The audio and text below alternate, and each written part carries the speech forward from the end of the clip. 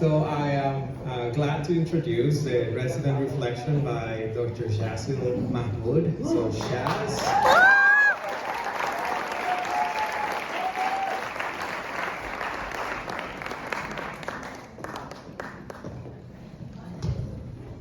So that's going to be a tough act to follow. We'll start with that. Thank you for the kind words, Dr. Sheriff. Without further ado, dear fellow residents, esteemed faculty members, and distinguished guests. Before I start, I want to say a special thank you to ChatGPT for influencing my speech. It is truly an honor to represent my class today in front of such a fine audience. So initially I planned to divvy up my speech, initially by talking about the togetherness and resilience of myself and our classmates. Take a couple minutes to speak about my classmates, and then tell you my own personal story. However, our amazing program coordinators sitting over there, Renee, Liz, Monica, told me I need to avoid going on my typical rants and keep it only a couple minutes long, so I'm just gonna cut it short and just tell you about me. I'm kidding. On a more serious note, we are a mere weeks away from completing our internal medicine residency. How wild is that?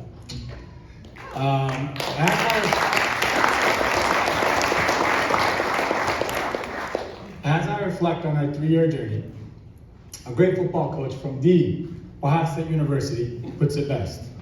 When I needed you the most, you were at your very best. Why is that relevant, you ask? Well, one, I think it's a great quote. But also because in many ways I think it epitomizes what we have gone through since the very beginning. We didn't have a medical school graduation. We barely had the opportunity to have an orientation and get acclimated with each other. In the midst of a generational pandemic, we were as unsure of what was to come as how to stratify hyponatremia in real life. Except for Luis, he somehow had all of that figured out.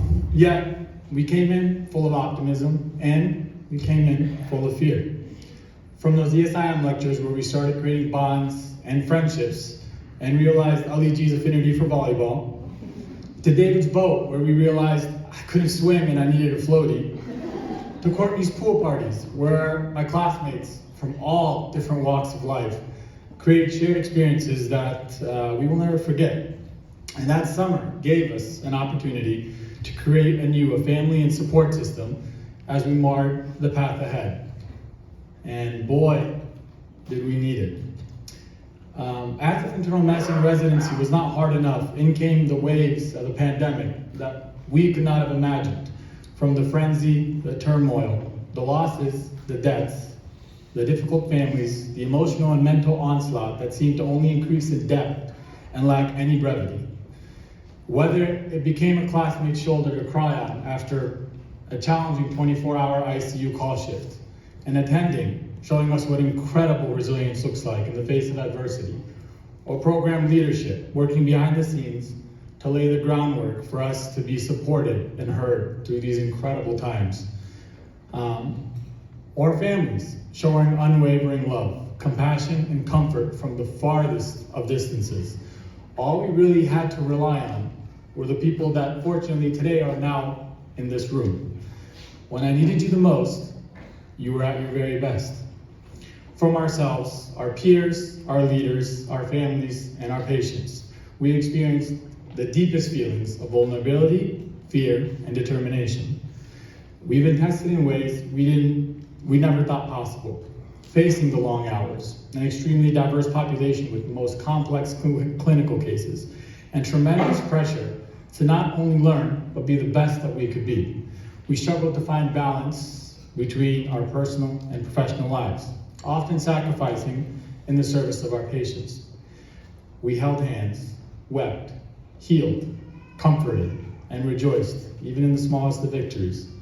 It was a constant struggle and constant conflict to be better, to do better, and to make a difference today for someone fighting for their tomorrow. Yet, despite the difficulties, we've persevered together. We fell only to rise higher. We've grown both personally, professionally, becoming more compassionate, empathetic, and skilled physicians. From a perspective of humility and graciousness given by a patient that was smiling through their last moments of life, to being efficient in putting in mass orders with every inpatient rheumatology consult, to Dr. Hafter reminding us in the midst of mayhem, it's okay to uniquely be ourselves. We've leaned on each other for guidance, encouragement, and inspiration. We showed up for each other. We created a family that will last us for years and years to come. When I needed you the most, you were at your very best. Now, I'd be remiss if I didn't go out of my way to thank the people in this room that made our dreams a reality. To my colleagues, my classmates, despite my quirkiness and unrelenting comedy, thank you for being my family. Special shout out to the Diet Mountain Dew man himself, Ahmed, and the Fast Five. You all mean the world to me. I am so lucky to have trained alongside you and learned from you. They say you are only as strong as your weakest link. And let me tell you, there's not one person in my class that I wouldn't trust to treat my family or myself. I personally think we are the best class this hospital has ever seen in its history.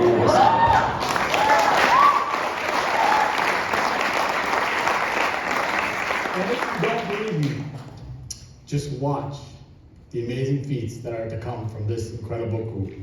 This is just the beginning.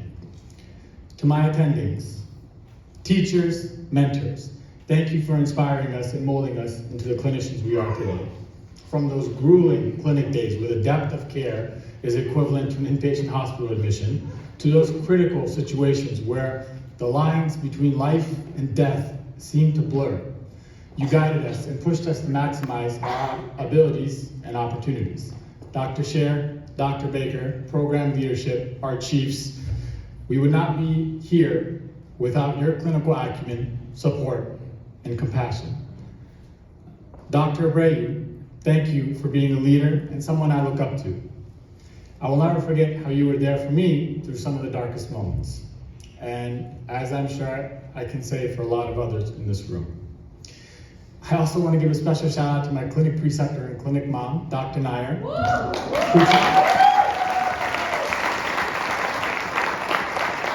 There is no one better to learn what true compassion and efficiency with a smile is supposed to look like. To our families and friends, I don't think words can describe your impact on all of us. You have always been there. Despite our absences in some of life's most precious moments, the birthdays, the weddings, the funerals, your support never wavered. We owe all of our accomplishments to you, and that is probably still underselling it. Thank you to my family, my mom, my dad, my two sisters, my brother-in-law, and my newborn niece. I am because of you. In culmination, I'm reminded by words of a former president. Yes, it wouldn't be me if I didn't try to throw another quote in here. It is not the critic who counts, or the person who points how the strong stumble.